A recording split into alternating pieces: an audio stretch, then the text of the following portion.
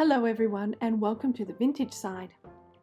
In this video, I will be showing you how I take this quilt cover and turn it into a vintage style gathered skirt. The technique that I'll be showing you can be applied to any piece of material. I happen to have this quilt cover. I want to upcycle it. I really love the floral pattern of this material, and so I'm very excited to make this into a skirt. Firstly, I am going to unpick the whole quilt cover.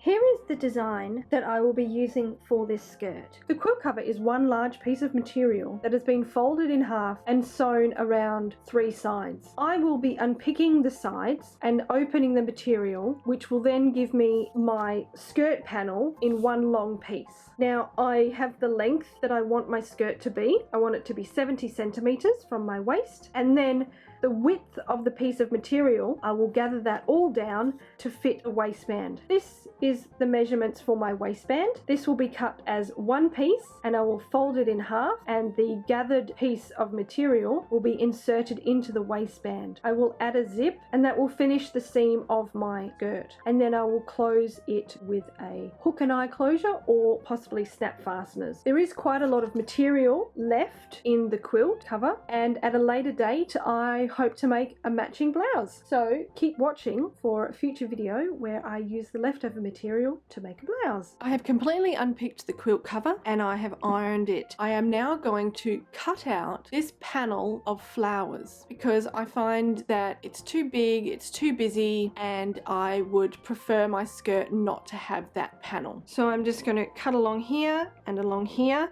and this piece I'm then going to join up here, and then I will cut out the length of my skirt for the panel, and I will start gathering that and putting that together.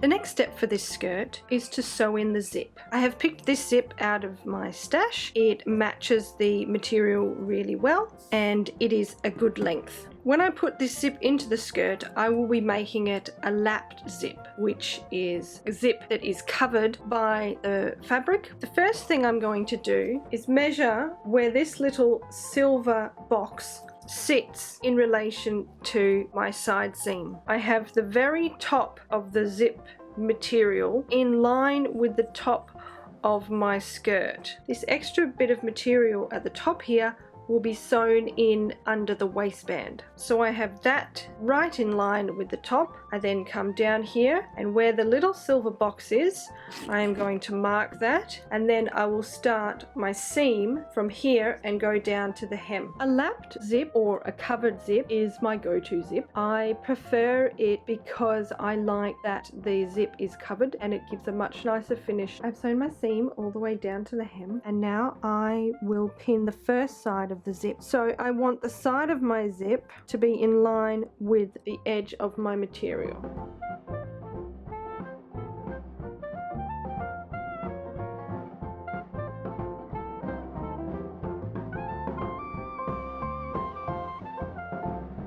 The next step is to pin the other side of the zip. I am going to hold this side and I'm going to pull the other side of my seam allowance, and the distance that I have from the edge of my zip to the edge of my seam allowance, I am going to continue pinning it all the way along that same amount.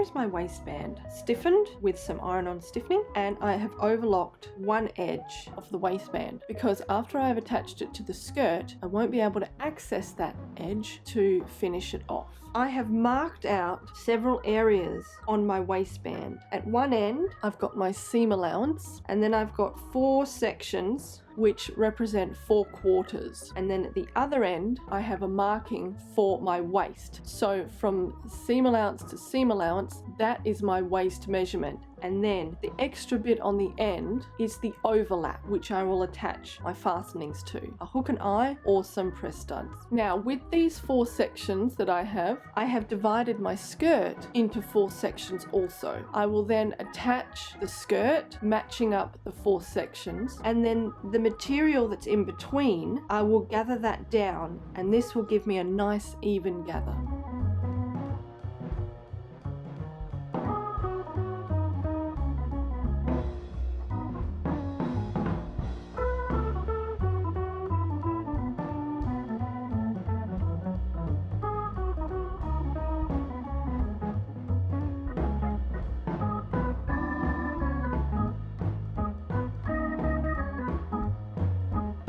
When you're pinning down your gathering, make sure that you smooth out both areas of the material. So you've got the material that is below the gathers, which is the full skirt, and you need to pull that down so that is sitting nice and flat. And then the little bit of gathering material that is above your stitch lines, you also need to make sure that that is all facing straight up. None of it is tucked down, and it's all nice and neat. I have a set of extra long quilting pins that I like to use when I'm pinning my gathering. Because they are long, the pin doesn't bunch up the material.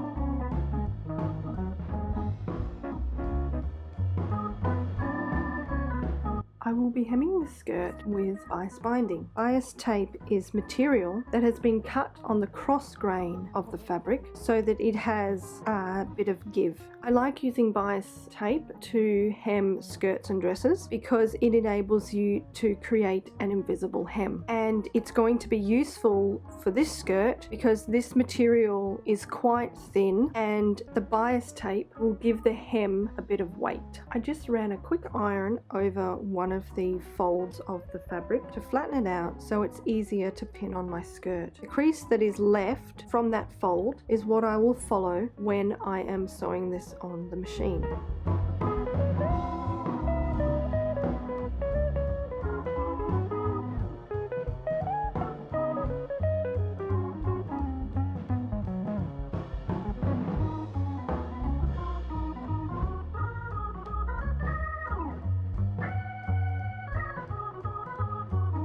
So here is the bias binding of the hem, all finished. It has been hand sewn on the inside.